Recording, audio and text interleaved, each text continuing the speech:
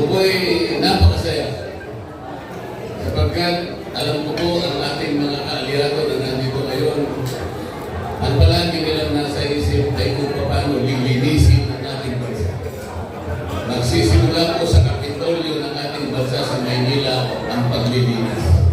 Hindi lang ang pisikal na paglilinis, ngunit paglilinis po kung paano po natin itataguyod ang pamamahala ng ating bansa. Napakataas po ng korupsyon sa ating bansa ngayon. Halos tayo po'y lulubog na sa korupsyon. Ang exhibit A po ng korupsyon sa ating bansa ngayon ay nandito na sa ating national budget.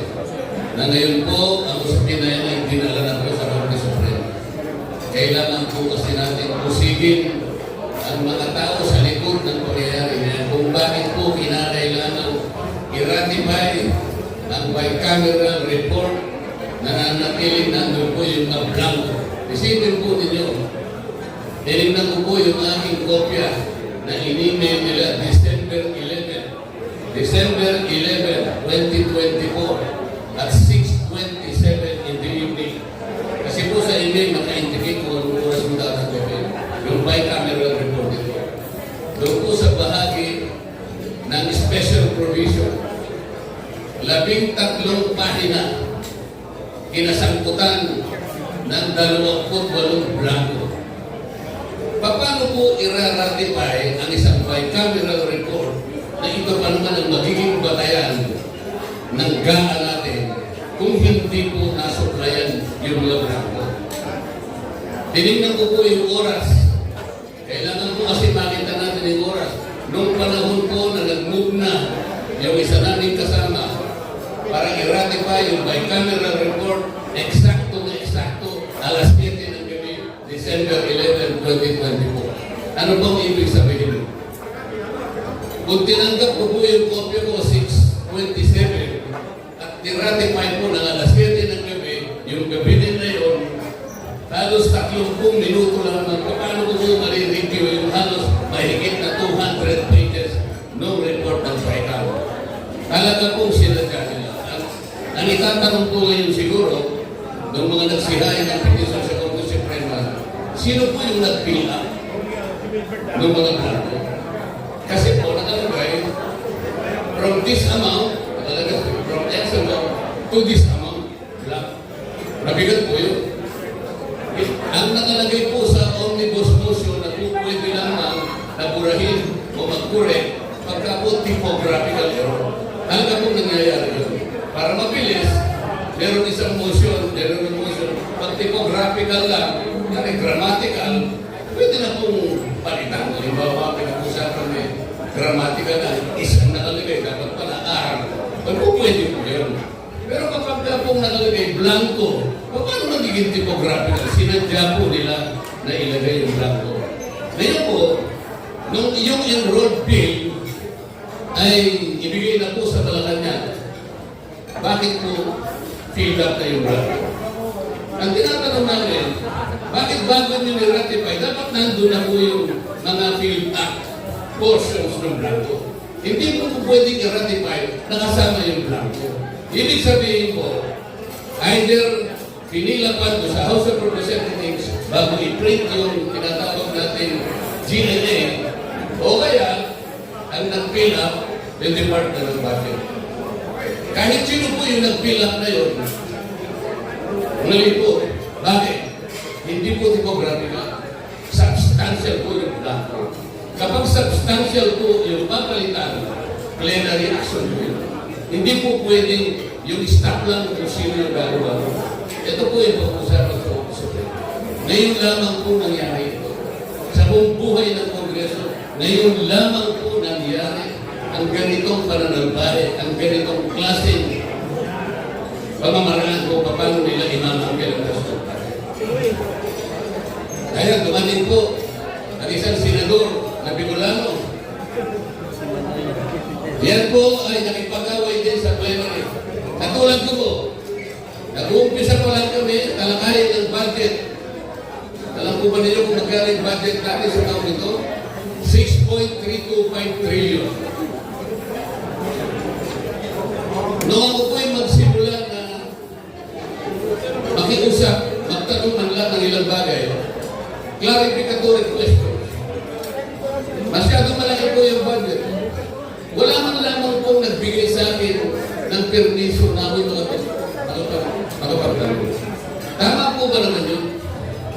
Kauna-unahang araw ng plenary debates, 6.3 trillion pesos. General principles lamang ang pag-uusapan. Bakit po isang batalyon ang sumabag sa akin? Hindi man lang ako magsasabi. Ito yung problema. Maski si Senator Wilbert Lee, tinangkay ng agawin yung mikropono dahil gusto niya rin magtanong, hindi rin siya pinayagan. Ganun po yung nangyari. So, kinalabasan po ay isang bicameral report na punong-puno ng blanco at pagkatapos yun ang pinagbasihan ng ating General Appropriations Act. Ito po ngayon nasisa sa atin natin. Kailangan po talagang maglinis tayo sa bansa. Sa Maynila, alam ko na po kung anong gagawin ni Mayor Yorme. Magaling maglinis talaga.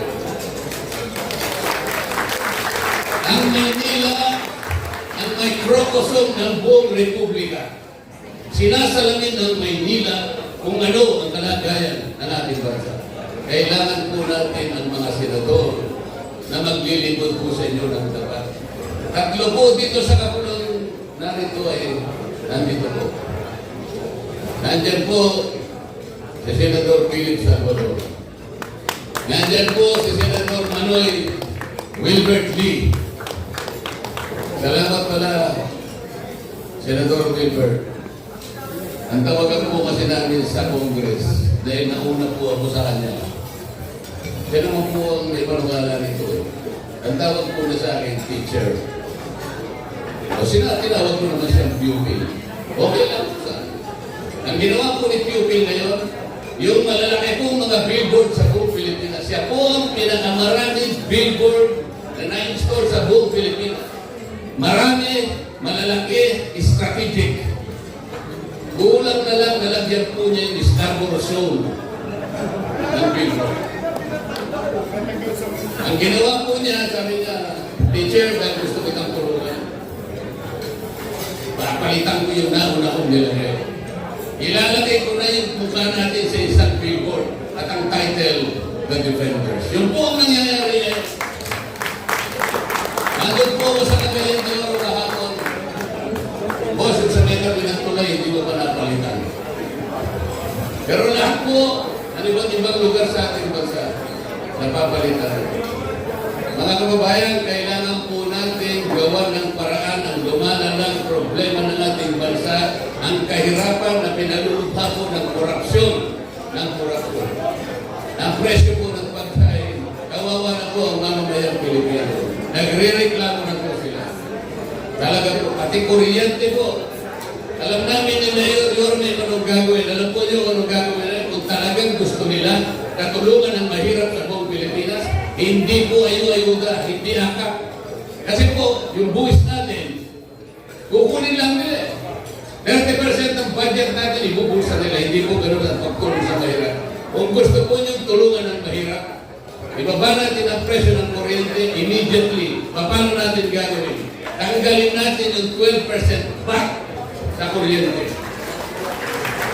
Kapag nangyari po yan, yung perang dapat natin ikolekta, ibalik na lang sa tao. Paano natin gagawin? Lahat po na nagkukonsumo ng 2,000 pesos a month, pababa, pwedeng ilibre na yun.